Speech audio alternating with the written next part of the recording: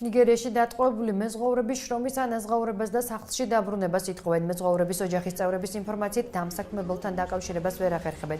ხელფასები მათ წინა კვირას უნდა მიიღოთ, თუმცა ამ დრომდე არ აუღიათ. გემი პორტს დავალიანების გამო ვერ ტოვებს. საზღვაო სატრანსპორტო ადმინისტრაციაში აცხადებენ, რომ პრობლემის მოგვარება შეიძლება, თუმცა ამისთვის დროა საჭირო.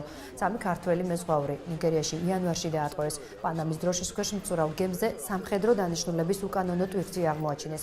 მეზღვაურები გაასამართლეს და მათ სახლში დაბრუნების საშუალება ამ დრომდე არ აქვთ.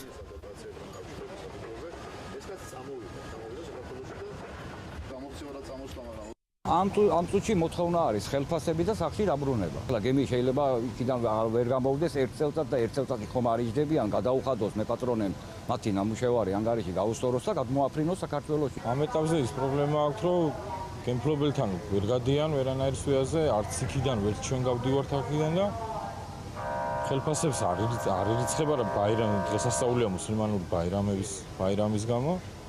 ველოდებით ამ ბაირამის დამთავრებას წინა კვირაში უნდა დარიცხულიყო ხელფასები, მაგრამ არ დარიცხულა. სიტუაცია ისევ ისეთია, როგორიც იყო.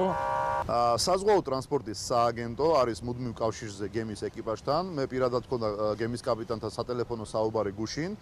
მისგან მივიღე ინფორმაცია, რომ სიტუაცია ზოგადად სტაბილურია, თუმცა რაიმე კონკრეტული ცვლილებები არ არის ჯერჯერობით.